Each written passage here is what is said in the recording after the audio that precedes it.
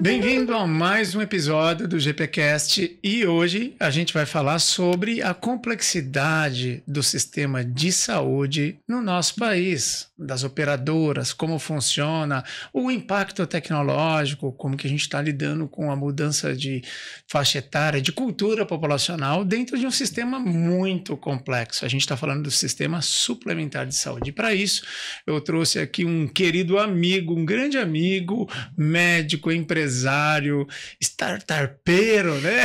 Então, Carlos Benini, um prazer receber você aqui, meu amigo. Grande Dr. Rizieri, meu amigo não só de empreendedorismo, mas também de procedimentos. A gente já fechou alguns buracos cardíacos ao longo dos anos. E muito obrigado pelo convite. Acho que é um assunto muito interessante, porque é um assunto, de certa forma, que vai agitar não só do ponto de vista do ecossistema, mas também da parte de operações. Então, como você realmente entrega saúde à população, mas também do ponto de vista do desafio econômico, onde os países de primeiro mundo já estão patinando no problema da saúde e nós estamos entrando no mesmo balaio de gato. É isso aí, eu vejo um grande desafio, né? E quando eu olho para a tua carreira, entre médico, gestão, tecnologia, você vem fazendo essa transição. Conta pra gente aí o que levou a você a sair muito além do consultório, muito além de procedimento e buscar mais, né? Porque toda vez que você conversa com um empresário, porque médico não sabe gestão, porque médico não sabe investir, médico não sabe gerenciar, e o problema, e a gente vê aí agora notícias da Unimed, e quando a gente vê a história da Unimed, ela foi fundada por médicos, né?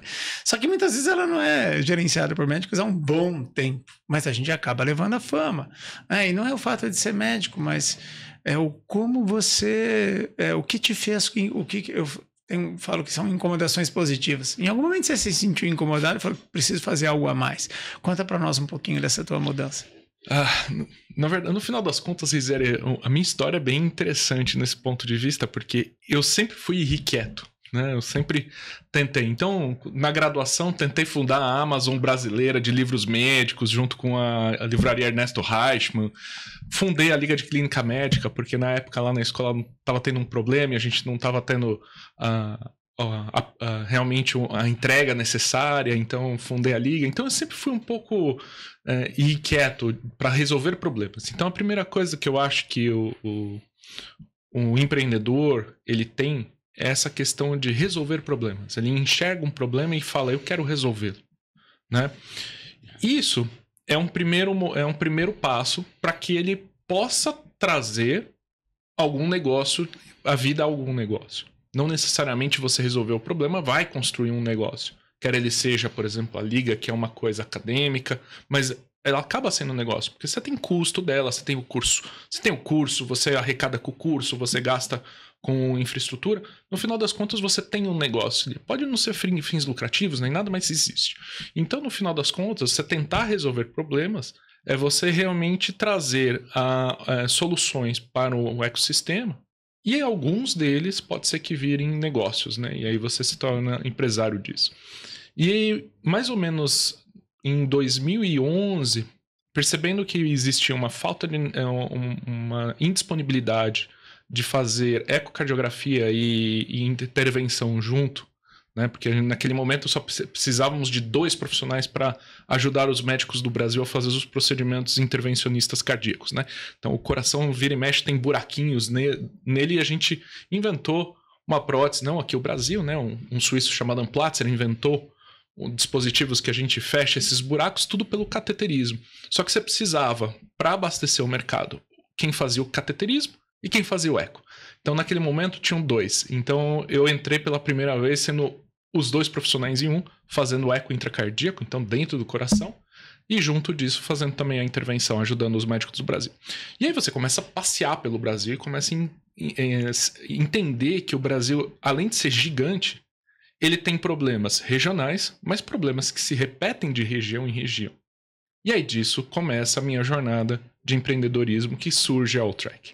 Que show, né? E assim, Foi na vivência, né? Eu ia te fazer uma pergunta, mas você acabou respondendo, né? Quando que você percebeu que era preciso você sair do consultório, além daquela parte de excelência clínica, para causar impacto no setor. E hoje você é um cara que tem um trânsito, né? A gente, dentro da sociedade médica nacional. Não tem, eu converso um pouco, você não vê uma pessoa falando, não, porque o Benigni não, é um cara muito querido no meio, né? E essa construção sua foi intencional ou foi natural? Eu acho que não há malícia nessa construção, né? Acho que, no final das contas, o entendimento, né, de que o colega profissional que está lá no meio do Brasil, né, desbravando o terreno, porque ele também é um grande empreendedor, né? E você ir lá ajudá-lo, então você já tem que ter o espírito. Então eu acho que aí vem um pouco de personalidade, né, de tentar ajudar o próximo, né, que casa um pouco com a personalidade do empreendedor e do médico também. Então, por isso que eu acho que medicina e empreendedorismo tem muita coisa a ver, porque é você ter empatia pela dor do outro, dos problemas do outro, e você tentar resolver. E aí, nesse ponto de vista, você vai conhecendo pessoas fantásticas pelo Brasil, né? São realmente colegas e amigos muito queridos que fazem desse país, a intervenção cardiológica desse país funcionar, né? E sem eles eu acho que não seria possível. E você é um cara que esbanja aí essa doação, né? E a tua gentileza é muito bacana, mas e não quero ficar aqui rasgando roupa para um grande amigo, mas uma coisa que eu queria saber, por você ter essa vivência nacional, você tem acesso a várias complexidades de sistema. E a gente está aqui hoje falando sobre o sistema de saúde num continente transformado em país chamado Brasil, né? Quais são os maiores aspectos, as maiores diferenças que você percebe ao andar pelo Brasil? Você já foi para a região norte, lá nos atender, nordeste, sul, sudeste, você estava ontem lá, aqui no interior de São Paulo, capital, ou seja, você flutua por todo esse continente. O que você observa, se você tivesse que citar 2 a 3 diferenças assim que são impactantes no sistema de saúde, o que você colocaria para nós? Acho que a primeira coisa que você vê que é notório seria realmente as diferenças regionais, e isso impacta na apresentação e de como é lidado a saúde suplementar, é como é o SUS, né? Então o SUS aqui na região sul, sudeste, centro-oeste também entrega um serviço de maior qualidade, a infraestrutura de melhor qualidade do que, infelizmente, o Norte e o Nordeste. A gente gostaria de ter um SUS padrão São Paulo em todo lugar, mas, infelizmente, a gente não tem conseguido entregar desse jeito, porque falta muita coisa. E aí, nesse ponto de vista, você vai ter que a régua para calibrar os serviços de saúde ficam diferentes em cada região, né? E isso reflete, no final das contas, as condições econômicas. Então é o segundo ponto, que são as condições econômicas e de como funciona realmente o mecanismo econômico da região. Então, onde você tem uma economia mais pujante, então hoje em dia você pega, por exemplo, o Sorriso no Mato Grosso, tá tudo muito fantástico. Porque basicamente toda a parte do agronegócio flutua por lá, né? Permeia pela região, e você tem uma região extremamente vibrante do ponto de vista econômico. Então lá você tem grandes estruturas, boas estruturas, tudo. E, diferentemente, se você pega as cidades que, infelizmente, dependem de muita coisa governamental, a população não conseguiu ainda atingir um nível econômico mais elevado e está com dificuldade nesse ponto de vista, porque muitas das vezes você não tem saneamento básico nessa comunidade, você tem realmente que o SUS entregue não é dos 10 melhores, né? Muito pelo contrário, é bem aquém do que a gente gostaria de entregar.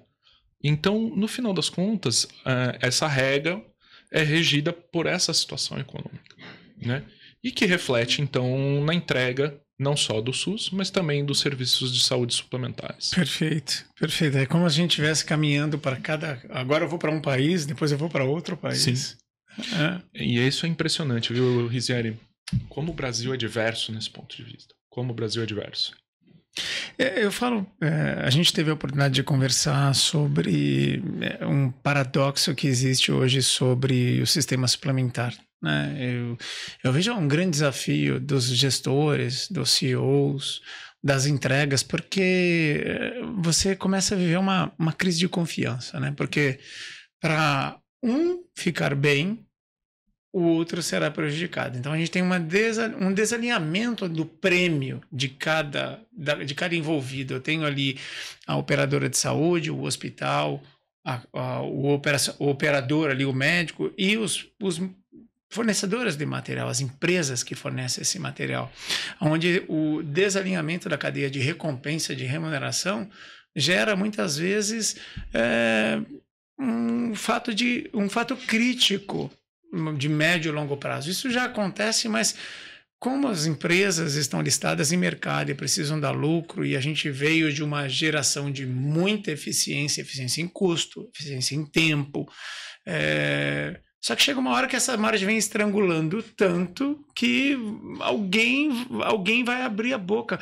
A pergunta é quem, né? Como você vê esse conflito? A gente sabe que tem muitas pessoas buscando solução. Quando a gente está batendo papo aqui, virando um consultor da vida alheia, eu fico imaginando como que esse CEO, esse gestor, esse CFO, tanto do hospital como da operadora, ele dorme e acorda pensando em possíveis soluções, né?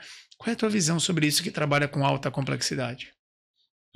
Essa pergunta eu diria que é um nível de complexidade muito alto, né? Eu acho que quem sou eu para dizer se eu tenho alguma resposta, alguma coisa, mas algumas coisas a gente pode levantar, né? Então, a primeira coisa que eu acho que é fundamental para a gente entender como nós chegamos até aqui, né? E infelizmente eu vou tocar num assunto bem polêmico.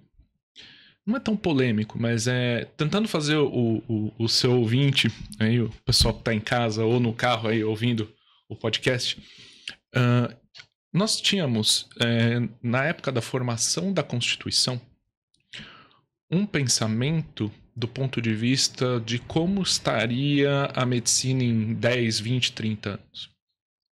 E o que a gente nota é que quando a gente escolheu, então democraticamente houve a Constituição, os nossos deputados criaram a Constituição, e nela foi se colocado que o SUS iria suplantar tudo, né, ia subsidiar tudo, e os serviços de saúde suplementares iriam acompanhar mais ou menos isso, talvez 1 ou 2 passos à frente, né?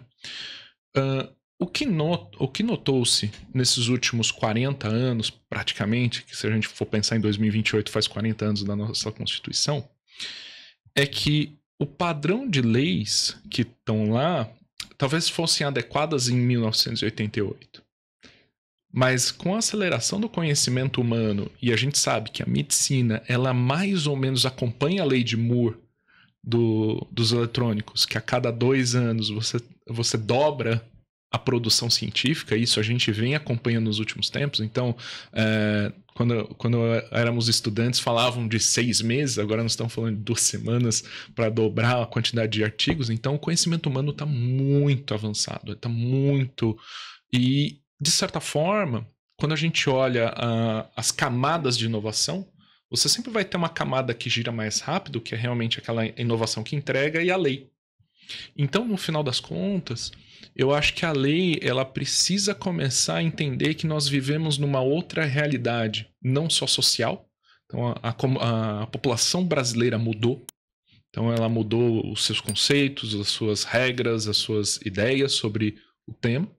E ela não tem acompanhado isso. E também a gente tem um grande impactante que é a parte econômica. Eu gosto de usar muito como exemplo que se você pegar, por exemplo, o computador da Apple, o Apple II, na época do lançamento, custava $300. Se você trazer para hoje, custa mais caro do que um MacBook. Então, de certa forma, a parte eletrônica não é aditivo em termos de valor, ele é substitutivo. Já na saúde é um pouco mais aditivo, você realmente tem uma inflação do custo. E você tem o quê? Com a inovação, um forte, uma força muito grande, aumentando o número de doenças a serem tratadas, o número de pacientes a serem contemplados. E isso começa a forçar demais a parte econômica, né? Que, no final das contas, a saúde alguns pagam, né? Muitos pagam para alguns utilizarem. Só que a gente está vendo que cada vez mais muitos utilizam, cada vez mais a grande parte da base acaba utilizando, e a gente agora está tendo exatamente essa discrepância. Então, escapando a evolução dos tratamentos, o crescimento econômico é linear. E tem um comportamento econômico diferente. A gente pega aí depois da crise de 2018, 18, 19, né, o que antecedeu um pouquinho a pandemia, que foi uma outra crise, o crescimento dos convênios baseado em gestão de custo, né? A gente fala de convênios de baixo custo, mas não é bem convênio de baixo custo. São convênios que fazem gestão de custo. E trazendo alternativas para as empresas que bancam praticamente 80% dos convênios das pessoas que têm convênio no Brasil, 80% elas não são pessoa física, são bancadas por outras empresas, que é o segundo maior custo de uma empresa hoje, depois da folha de pagamento, é o plano de saúde, onde ele lida com sinistralidade de pessoas que elas estão vivendo mais, têm mais doença. Só que quem que tem menos doença? O jovem, que está, muitas vezes, no trabalho na linha de produção. Só que esses foram para o convênio de baixo custo, porque as empresas mudaram. E os convênios premium começaram a lidar com uma carteira de pessoas mais idosas, mais complexas, com mais doenças, com um grau de exigência maior, porque hoje todo mundo o convênio não é barato, é caro. Seja ele qual for, a realidade de cada um representa significativa a parcela do orçamento familiar. Por outro lado, quanto mais caro, maior o grau de exigência para atingir satisfação, né? Eu uso sempre um exemplo. Você ficava na pousada da Dona Maria. Dona Maria, ela tinha um banheiro coletivo e servia um café da manhã caseiro, lindo, gostoso, mas cama arrumadinha. Em algum momento você foi conhecer um hotel de bandeira X, foi subindo, foi para 2 estrelas, 3 estrelas, 5 estrelas. 5 anos depois, volta na pousada da Dona Maria com banheiro coletivo para ver qual que é a tua impressão, que era super fantástica quando você viajava. Então, o grau de experiência é esse. Eu estou aqui nesse convênio, daí eu passo crise financeira, caio para o segundo, já entendo que é ruim. Né? Dentro da empresa, quem saiu de um convênio X para o outro reclamou, fomos renovando a base da empresa. Quem não tinha nada começou a ter aquele convênio de gestão em custos. Pô, fantástico, resolve o meu problema. Então, o grau de experiência, esse desafio de gestão e de contabilidade, de custos, e honestamente, a gente está falando de empresas que precisam ter lucro, né? Mas ao mesmo tempo desalinhamento com as expectativas, a falta da transparência na comunicação. Estou te vendendo esse produto que te darei direito a isso. Tudo que vier depois disso você não terá direito, ok? Tá de acordo? Eu te dou. Então, assim, na visão, assim, o que falta um pouquinho é transparência na comunicação. Eu acho que uma delas sim, e no final das contas, todo aquele debate do Hall, né? E de 2023, né? Foi 23, foi. 2023, isso. Finalzinho do governo Bolsonaro. Onde se o rol varia realmente do jeito que estava escrito, ou se era mais interpretativo e tudo mais. No final das contas, com a era da informação, como eu falei, as leis ficaram muito antigas. Então você tem cada vez mais pacientes especializados na sua própria doença. Então, hoje o perfil do paciente de classe A, classe B, ele mudou demais. Ele tem informação. Hoje você, talvez não seja o melhor exemplo, mas no ChatGPT ele te dá o que você precisa fazer. A última coisa nova sobre aquela doença está lá, né? E aí ele vai exigir isso do convênio. Mas não está direito no contrato. Então, é exatamente essa tensão superficial, a gente pode dizer assim, entre regras, uma coisa meio que escondida, uma coisa não revelada, uma coisa não certa, não segura do ponto de vista jurídico, não, pau a pau, pedra a pedra, não, realmente isso aqui no Brasil está difícil, hoje em dia, exatamente por conta dessas interpretações. E isso não entra na contabilidade das empresas, né? Sim. Porque como eu vendi um produto B, esse cara nunca vai me dar custo A, ele só vai ter custo B. Daí vem uma canetada e fala assim, ó, sabe aquele que você vendeu custo B? Eu acho que ele tem que o custo receber. A. Exatamente. E daí é o problema das empresas. E aí as empresas, o plano de saúde até agora, no Brasil, ele é um dos principais fatores de retenção de grandes estrelas dentro da empresa. Então é um osso que dentro da empresa é importante, é um custo difícil de manejar. As empresas também, isso é uma coisa super interessante. Então, você que é empresário, está ouvindo aqui o podcast, vocês, de certa forma, não têm o grau de expertise do que está acontecendo dentro do sistema propriamente dito. Então, a auditoria de contas, o RH de vocês não sabem fazer esse tipo de coisa, não tem essa expertise. E no final, você acaba confiando no seu parceiro. E o seu parceiro tem seus viés também de intenção. Né? Assim como o viés do hospital, assim como o viés do médico, e é importante, o viés do próprio paciente, que quer realmente impor, às vezes, a sua vontade sobre regras que estão ainda muito fragilizadas, exatamente por conta desses comportamentos dos últimos tempos de indecisão. A gente precisava ser um pouco mais firme, na minha opinião, modernizar as leis, mas a gente precisava ser um pouco mais firme do ponto de vista legislativo. Você ter clareza que se eu compro banana, eu terei banana. Exatamente. Ponto. Não terei morango, nem melancia. Sim. Então, o rol taxativo era uma alternativa para tentar dar uma certeza para aquilo. Sim. Mas não vai acompanhar a inovação? Não vai. E por isso vai se criando produtos novos que contemplam as inovações, com custos diferentes, porque o desafio na medicina translacional era você ter de lançamento a aplicação em massa por conta de custo operacional.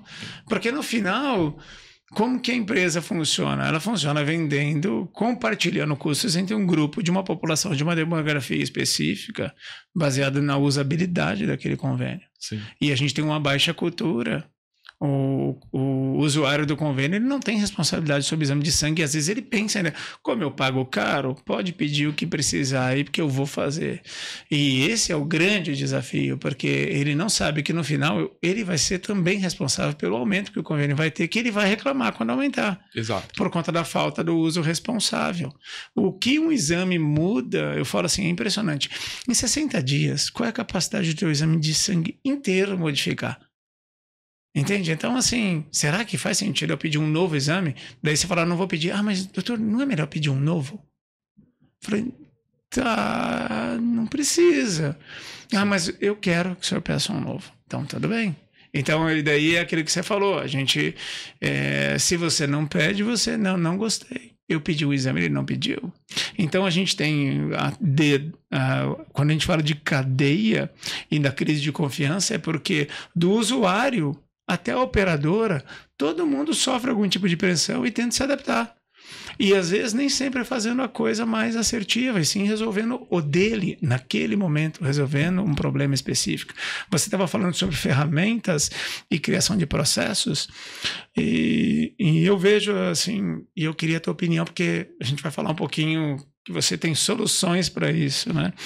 Que esse modelo de remuneração de fee for service, tipo você receber por serviço e sabendo que ele não entrega um valor real daquilo que é mesmo, até porque nos bastidores a gente estava falando assim, você coloca um código lá que ele não é um código que é remunerado por complexidade ou por tempo de duração, é simplesmente um código. Se eu faço algo de 10 minutos ou de 2 horas, o valor do código é o mesmo.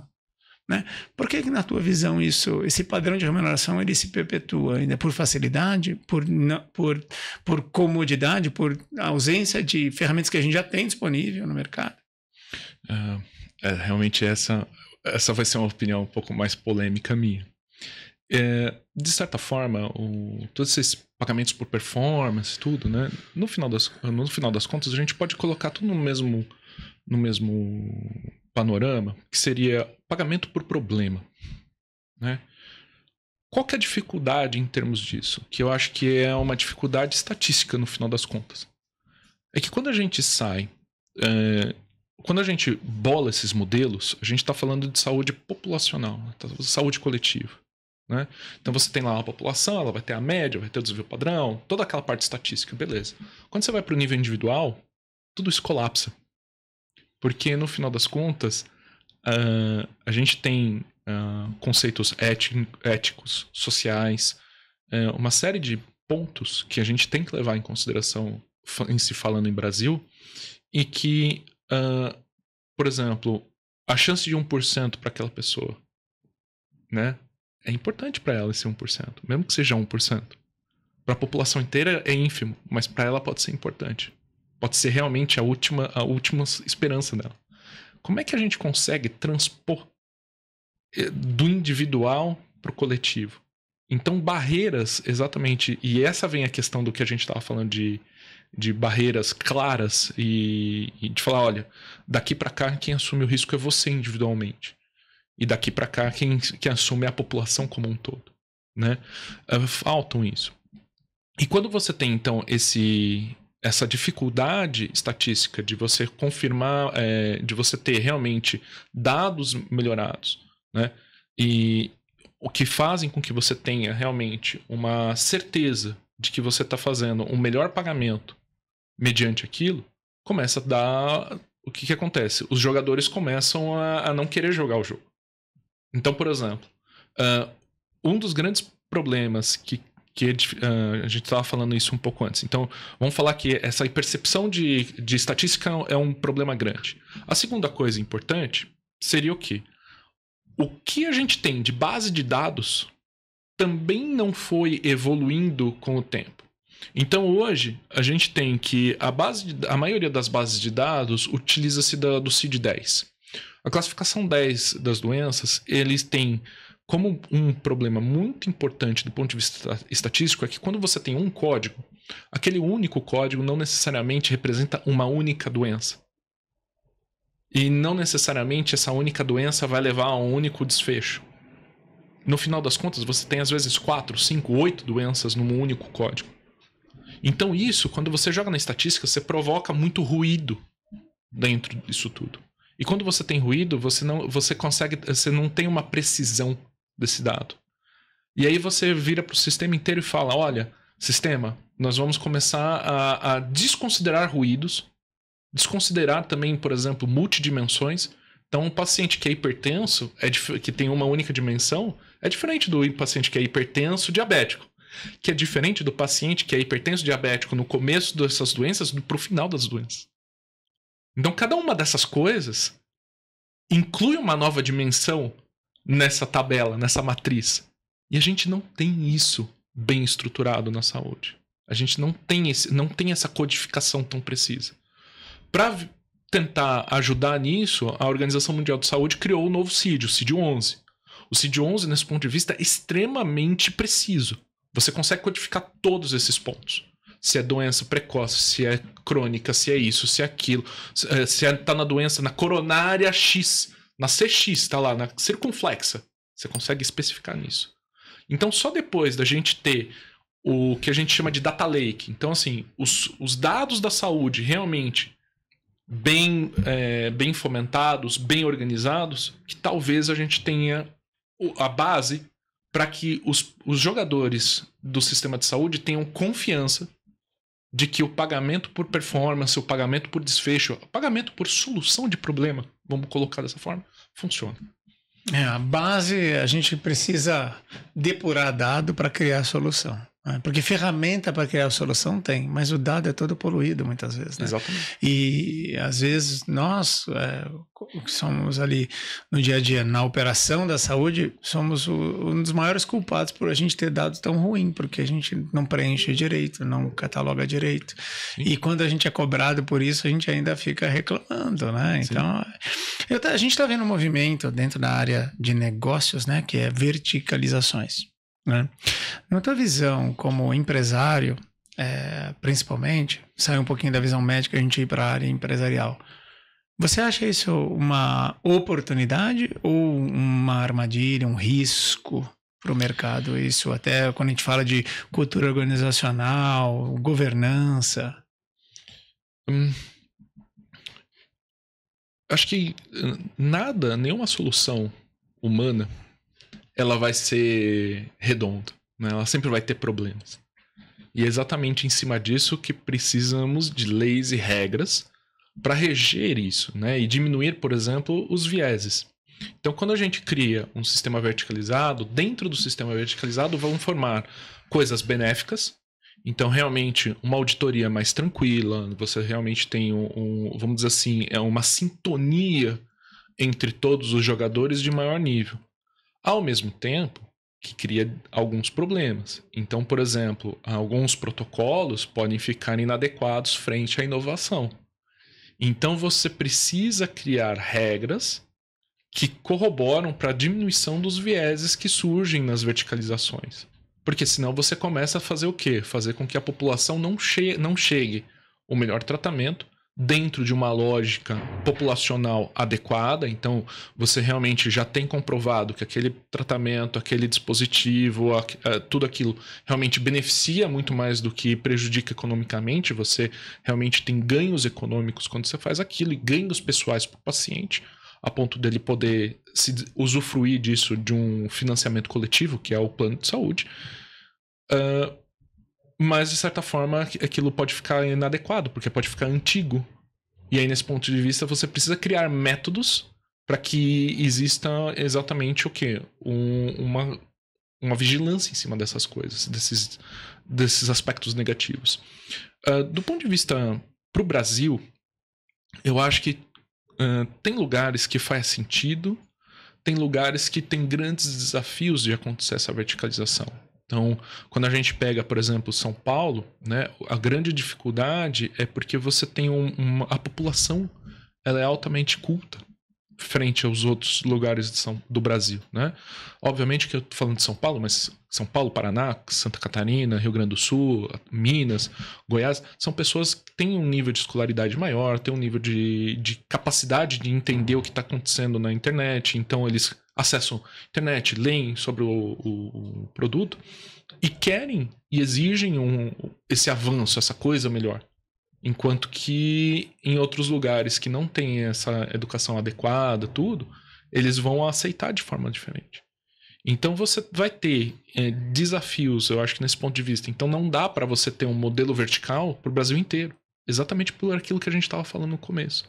O Brasil é muito díspare em termos de região para região.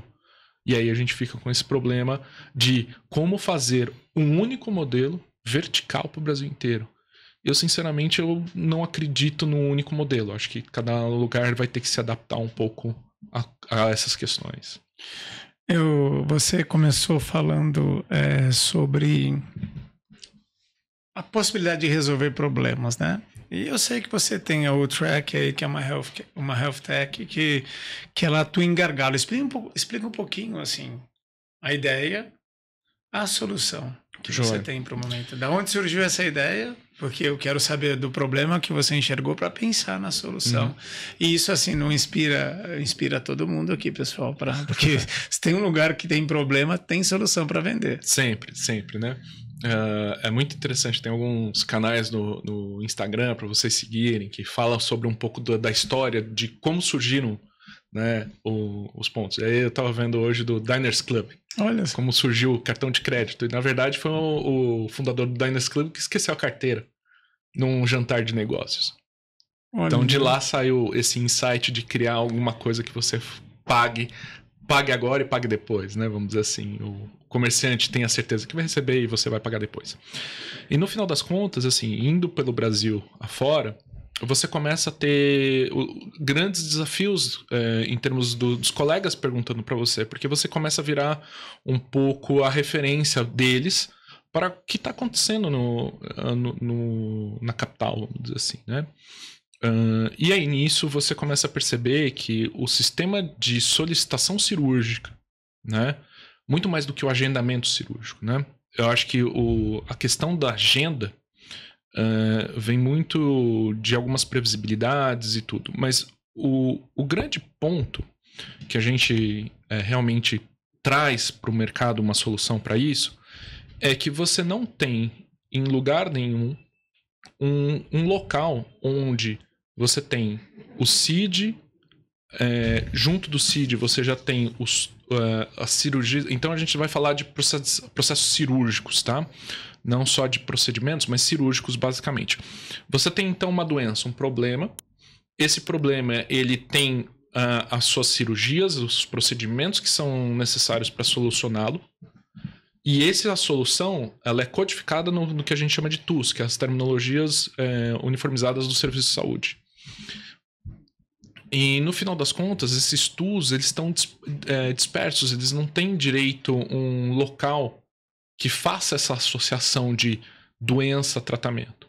E mesmo quando você pega o que a gente chama de TUS primário, ou seja, realmente a cirurgia que você vai fazer, você precisa também, muitas vezes, cirurgias secundárias para completar aquela. Então, exemplo, uma cirurgia cardíaca não tem como acontecer se não pegar, por exemplo, a pressão arterial central, para ficar medindo essa pressão durante o procedimento. E para cada uma dessas etapas intermediárias ou as cirurgias acessórias, você também tem novos TUS para colocar isso. E cada um desses TUS, teoricamente, tem que ter o quê? Uma lista de materiais mínimas necessárias para dar certo. E além disso, ainda tem o quê? As marcas de cada um desses materiais. Então isso tudo fica na mão de quem? Dos médicos fazer isso, fazer essas listas. E aí, nesse ponto de vista, o médico acaba repetindo aquela lista indefinidamente porque às vezes desconhece novos entrantes, desconhece novos códigos, desconhece que aquele código não é apropriado, tudo. E isso tudo faz com que o início da cirurgia não seja compliant com o sistema como um todo. Porque o auditor tem a sua tabela. As sociedades imprimem as tabelas, mas a gente não sabe de tudo isso. A gente tem que cuidar do paciente e não da burocracia. Então o track chega exatamente nesse ponto. Então a gente pega e tutora o médico desde o momento do pedido. Então coloca lá o CID certinho. E nisso a gente já inova, pensando, então a gente estava falando dessa medicina baseada em valor tudo. A Alltrack já está integrada com CID-11. O nosso banco de dados já é em CID-11, coisa que ninguém está falando no mercado. Muito pelo contrário, todos os sistemas que existem dentro do hospital terão enormes problemas para incorporar o CID-11, porque o CID-11 ele não é igual ao CID-10. Como eu falei, ele começa a construir códigos únicos para cada especificidade que você dá. Então você tem que refazer todo o sistema para absorver o CID-11. Nós já estamos como base esse CID-11. Então qual que vai ser o final da Alltrack? Ele vai ter um data lake absurdo para fazer toda essa parte. Então através do CID já vem o que é os TUS do procedimentos. Então assim, que cirurgias podem ser feitas com esse CID? Lá já está linkado isso de forma adequada.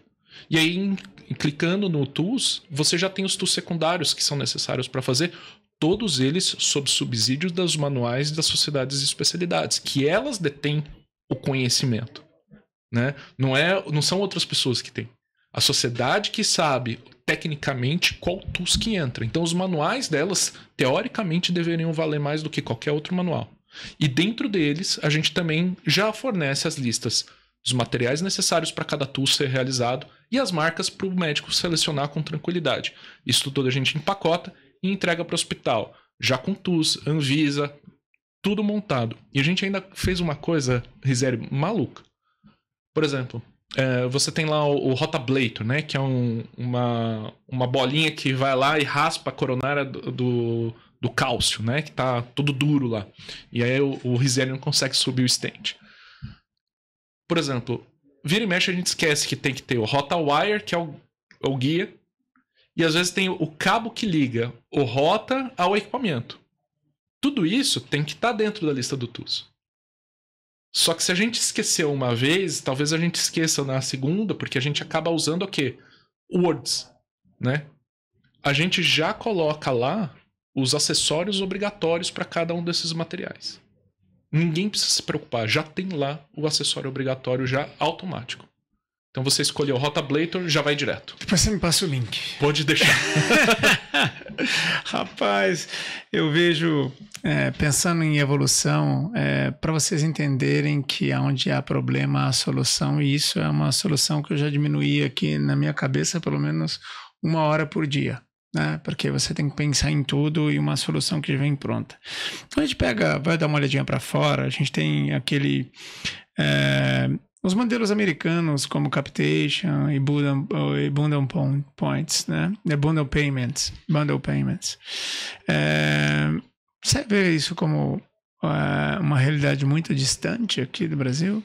Tipo, como que eu consigo segregar um grupo específico com uma epidemiologia específica, né, com características sociais específicas e ali criar uma cooperativa não de trabalho, mas de coparticipação, onde, vamos pegar 100 pessoas e criarmos um depósito compulsório mensal e desse compulsório mensal, todo mundo que utilizar, 40% ou 60% do valor que você vai ser gasto vai ser utilizado desse compulsório mensal. 60% você vai pagar. Ou baseado no grau de especificidade desse capitation, você vai ter especificidade. Você vê isso como uma realidade distante para o Brasil? Você acha que isso é impopular, eu criar do nada, sabe aquele convênio que você falou que tinha direito a tudo? Você não vai ter mais esse convênio. Daqui para frente nós vamos fazer o seguinte, eu vou te dar uma margem de pessoas que vão atender o teu convênio, você vai ter acesso a um preço muito diferente, não particular, mas você vai coparticipar com 40% de tudo que você gastar. Mas você também vai ter direito a tudo que você precisar, caso você entenda, até completar o valor do teu prêmio, digamos assim. Né?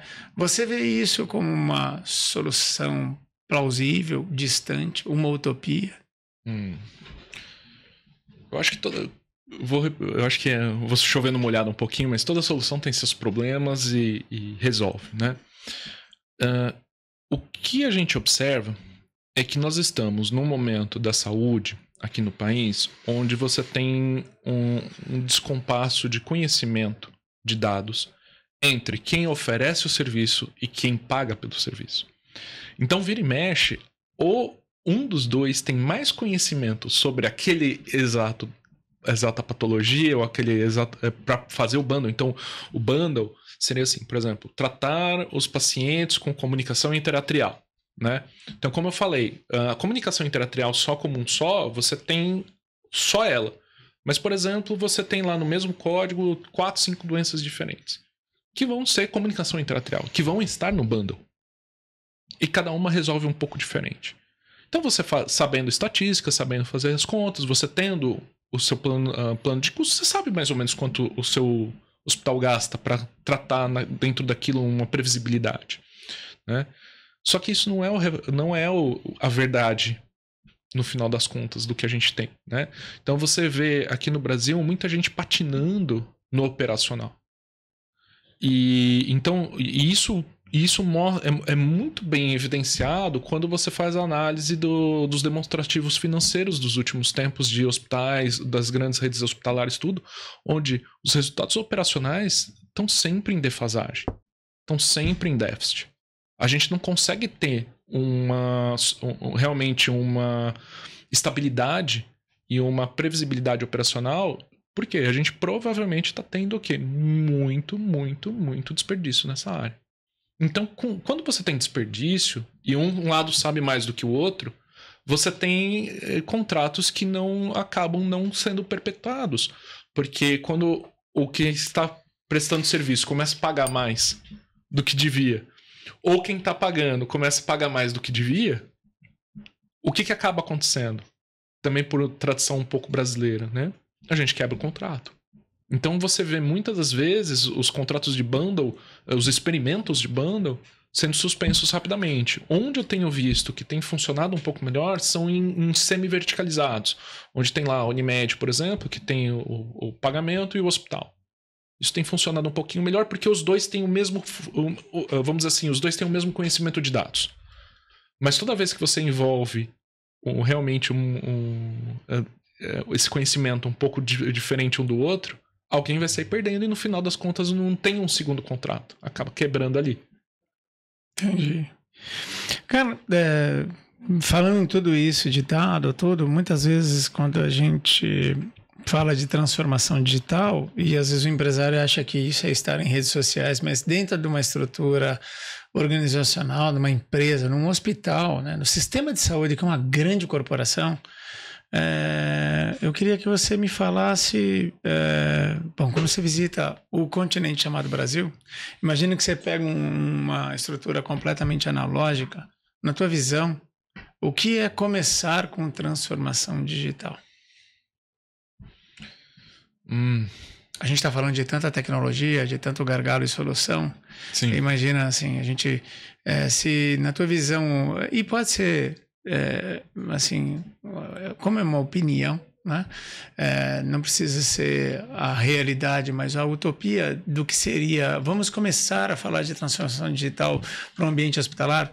Na tua visão, que trabalha com tecnologia, você cria soluções tecnológicas para as duas pontas, aliás, para as três pontas, para as operadoras, para os médicos e para os hospitais, ou seja, você é um facilitador disso.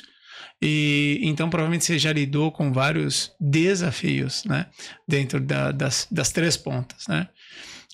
Para você, o que hoje é transformação digital dentro do ambiente da saúde? É muito interessante essa sua pergunta, que agora eu vou dar realmente uma opinião muito pessoal minha e vou dar elementos para tentar embasá-la. Então vamos lá.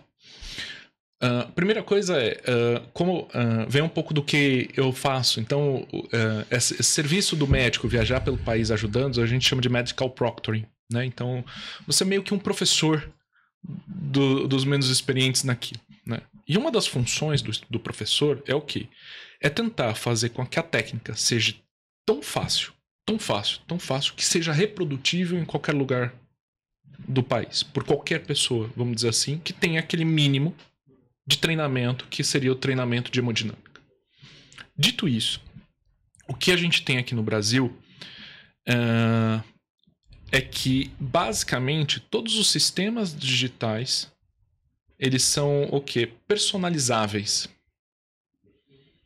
Por que eu vejo isso com maus olhos? Porque, no final das contas, você deixa vícios de processos que são realmente o grande pontos de dor, né, pain points, exatamente da ineficiência que a gente está vivendo.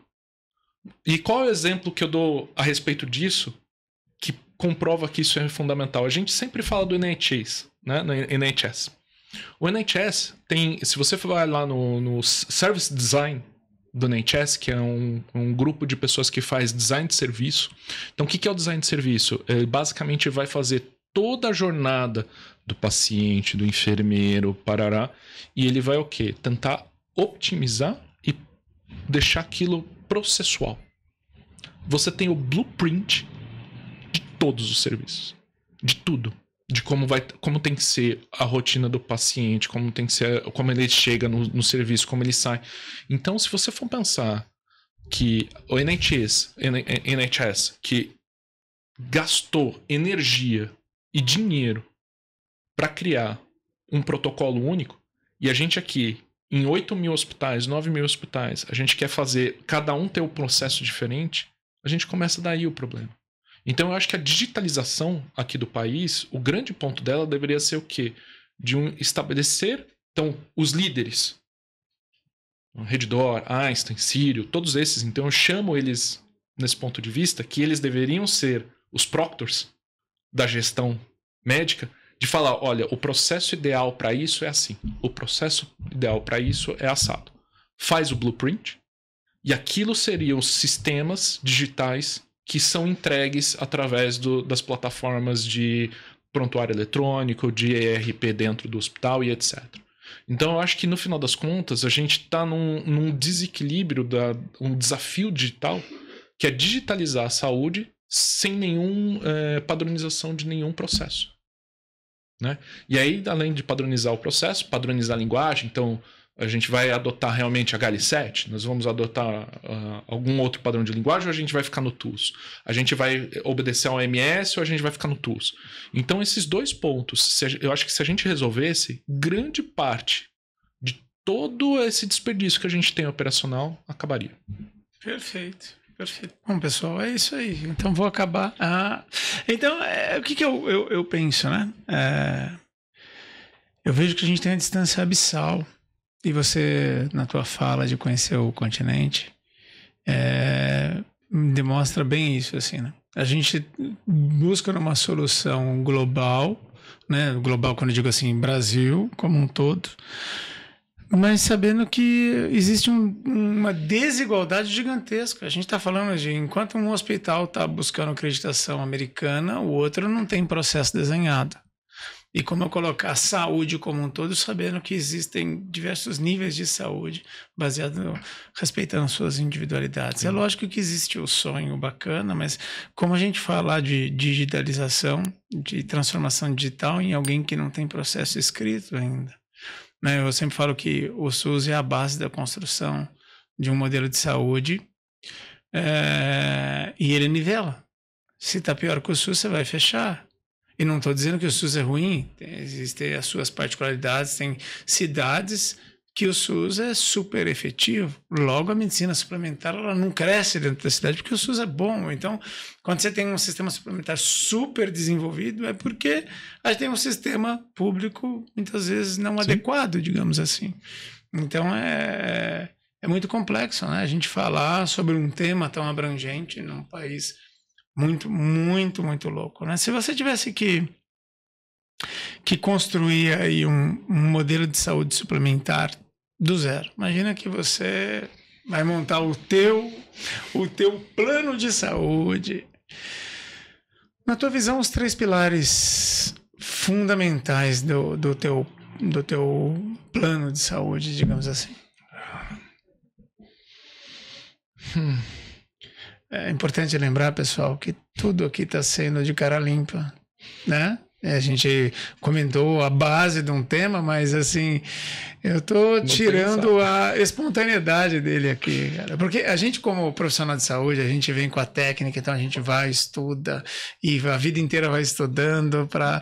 E aqui, como é uma conversa, é para você entender que é um grande desafio falar de saúde, porque existem vários pertencentes desse. E a missão, o propósito final de tudo isso é entregar o melhor para o cliente final, o usuário do sistema. Então, por mais que muitas vezes as pessoas, não é verdade. É que no meio do caminho de um processo desenhado existem pessoas.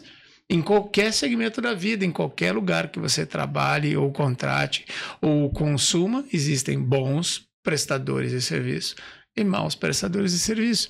Mas o modelo ele não é feito para dar errado. Né? Vou desenhar um modelo aqui, ó, pessoal, que vai dar errado para vocês. Não é. O modelo é construído para tentar dar certo. A gente vai adaptando, corrigindo no meio da rota. Só que é um grande transatlântico, que para mudar de direção demanda muito esforço, muita energia e tempo. Não é uma lebre que está indo para um lado, vira para o outro, volta para trás. Então, esse é o grande desafio, né? Então, quando você faz uma pergunta dessa assim, 3, isso, não é tão simples, né? Porque a gente gasta energia para pensar no melhor para poder te entregar. Isso não significa que a gente vai acertar sempre e nem significa que a gente vai errar sempre. A gente está tentando e o feedback, o retorno que faz a melhoria, né? Sim. No final das contas, assim, eu acho que eu não teria capacidade de dizer como é que seria um modelo fantástico da saúde. Como eu falo, sempre tem seu lado bom e seu lado ruim, qualquer solução que você tentar instituir. Agora, você precisa partir de premissas, né? E aí você pediu 3 premissas, né? Eu acho que a primeira premissa básica que você vai ter quando você fala de população, alguma coisa que atinge tão individualmente alguém, podemos dizer que seria a ética social sobre o tema. Então, como é que as pessoas encaram o tema? Então, como é que é o julgamento da população? Então, como é que o brasileiro encara a questão de morte e vida, o quanto vale a vida e etc. Caraca, sabe que a primeira coisa que eu ia falar, que eu achei que você ia pensar era dado. Não. E impressionante, porque faz total sentido. Porque sem essa premissa social, você não consegue construir absolutamente nada, porque vivemos num país democrático e a população tem que escolher. E nesse ponto de vista, eu puxo o meu lado de design de serviço, que o usuário tem que escolher. E nesse ponto de vista, a coisa clara para o usuário, que é o quê? O segundo pilar, que é econômico, tem que vir junto. Então, olha, dentro do que a gente tem, dentro do universo monetário que a gente tem para a saúde, como é que vocês querem que a gente faça isso? Nós vamos salvar o maior número de pessoas ou todas as vidas importam, que é mais ou menos o que o SUS está acontecendo agora e que a gente está vendo que não dá tão certo assim. A gente está tendo problemas com o SUS. Então, a gente tem que decidir como sociedade. Eu não sei dizer qual é a resposta, porque eu sou uma pessoa, não sou o Brasil. Então, acho que a gente tem que começar a amadurecer um pouco esse debate a nível brasileiro mesmo, né? E isso não tem casa melhor do que o legislativo. Acho que o Senado e a Câmara dos Deputados precisa começar a discutir um pouco a respeito de que lado a gente vai. Se a gente continua com essa premissa ética social ou se a gente muda, tá? A segunda coisa seria econômica. Bom, dado isso, o que a gente pode fazer de custo, de tudo mais, né? Baixar imposto, não ter imposto. A gente precisa ser mais inteligente nesse ponto de vista. E a última coisa é lógico que é a tecnologia. E aí a tecnologia entra dados, entra tudo isso. Mas de certa forma, sem a questão ética social, a gente não consegue... Eu diria que não é nem um tripé. Na verdade, esse é o ponto principal, é o centro da pirâmide, e depois você constrói o resto. E eu ia te fazer uma pergunta, mas você já respondeu na tua resposta nas duas primeiras ali, os dois primeiros pilares, que tipo de liderança o setor precisa. Na verdade, a liderança ela é muito complexa e ao mesmo tempo precisa ser conjunta, né? Tem que ser política, algum técnico em saúde, ou seja médico, tecnológica, elas não são concorrentes, né? Elas têm que caminhar junto. Então é muito difícil você achar um líder que tenha isso. Então você tem uma figura ali, mas que tem que ter um time que consiga enxergar de uma maneira muito mais complexa tudo. Como você foi muito feliz nas tuas respostas e isso é um tema saia justa, mas é um tema verdadeiro que acontece todos os dias e você não vê o conteúdo falando disso, você não vê muita gente falando disso porque é incomodativo. Eu sempre falo que como profissional na área, quanto maior a complexidade, menos autonomia você tem. Peraí, Zé, como assim?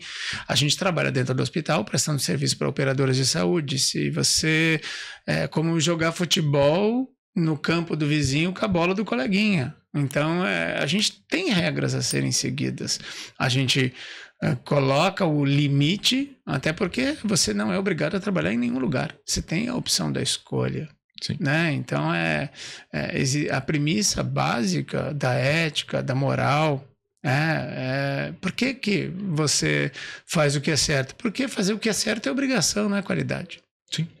Pronto, é assim. Faz tudo que você chega em casa, conta para tua mãe. Então pronto, então tá no caminho certo. Dá para contar? Então pronto, tá tudo certo. Exatamente. Cara, eu queria te agradecer. Eu tenho um bate-bola aqui rapidinho final para a gente poder e lembrando que sempre temas complexos precisam ser respeitadas as individualidades e eu coloquei você numa saia justa, mas porque você é um cara que eu admiro e tem uma mente aberta, passeia por todos os cenários e tem conhecimento para isso, né? Trazer a tua experiência para a audiência e faz com que você que tem um negócio que não é da saúde, que tem a complexidade também, entenda isso, porque os nossos desafios não são exclusivos da saúde, são de todos os segmentos, né? Esse bate-bola, assim, a gente responde curtinho, simplesmente assim, perguntas tipo de frente com o Gabi, assim, sabe? Então, na tua visão, a maior armadilha hoje da saúde suplementar? Eficiência operacional. Um modelo internacional que você admire? Ou existe algum que você admira? Eu acho que não que eu admire, porque é exatamente aquilo que eu coloquei.